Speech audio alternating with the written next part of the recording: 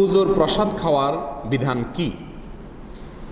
হিন্দুদের পুজোয় যদি তারা প্রসাদ পায়, সেটা কোনো মুসলমানকে দেয়, সেটা আমরা খেতে পারবো কি না?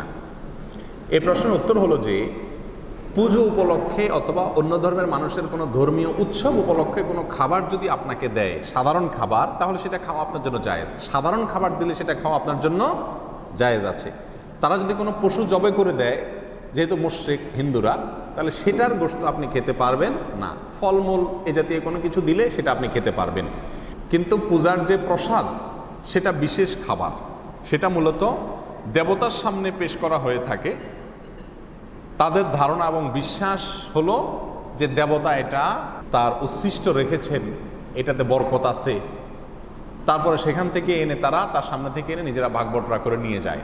তো এইরকম উদ্দেশ্য যেহেতু সেখানে আছে, এই জন্য পুজোর প্রসাদটা খাওয়া জায়েজ হবে না, কারণ ওটার পিছনে একটা বাজে আকীদা এবং বিশ্বাস আছে। আর এমনিতে সাধারণ খাবার যদি তারা দেয়, তাদের পূজা উপলক্ষে খেতে পারেন। আলী রাদিয়াল্লাহু তাআলা আনহুর কাছে নাইরোজ উপলক্ষে, নাইরোজ মানে হলো মূলত নববর্ষ, অগ্নিপূজকদের ধর্মীয় উৎসবের দিন উপলক্ষে হাদিয়া পাঠানো হয়েছে, তিনি সেটাকে অ্যাকসেপ্ট করেছেন।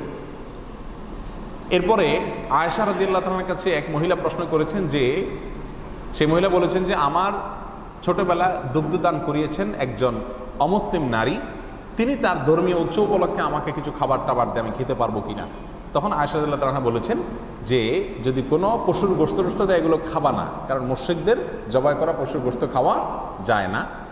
আর যদি কোনো ফলমূল ইত্যাদি দেয়, গাছের কিছু দেয়, তাহলে সেটা অবশ্যই তুমি খেতে পারবে। তাহলে ধর্মীয় দিবস উপলক্ষে দিলেও সেটা সাধারণ খাবার হলে খাওয়া যাবে, কোনো অসুবিধা নেই।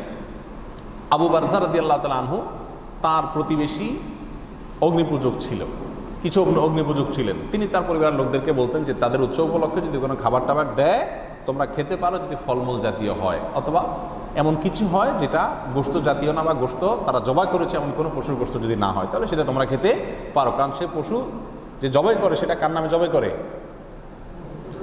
তাদের প্রতিমার নামে, দেবতার নামে তারা জবাই করে। তাদের নামে জবাই করা পশুর গোশত খাওয়া যেরকম হারাম, প্রসাদ যে খাবারটা তাদের দেবতার উদ্দেশ্যে উৎসর্গ করে, সেটা আবার বরকতের উদ্দেশ্যে এনে তারা খায়, বন্টন করে, সেটা খাওয়া আমাদের জন্য কি হবে না? জায়েজ হবে না। তাহলে সাধারণ যে খাবারগুলো আছে তাদের উৎসবের দিনও যদি তারা দেয়, এটা আপনি নিতে পারেন, কিন্তু উৎসব উপলক্ষে আপনি তাদেরকে কোনো বিশেষ কিছু দিতে যাবেন না, কারণ দেওয়ার মানে হলো তার শিরটাকে কি করা? সমর্থন এবং প্রমোট করা। মুসলিমকে স্বতন্ত্র সংস্কৃতি ইসলাম দিয়েছে, সেটাকে ধারণ করতে হবে এবং হেফাজত করতে হবে। আল্লাহ তাআলা আমাদেরকে বোঝার তৌফিক দান করুন।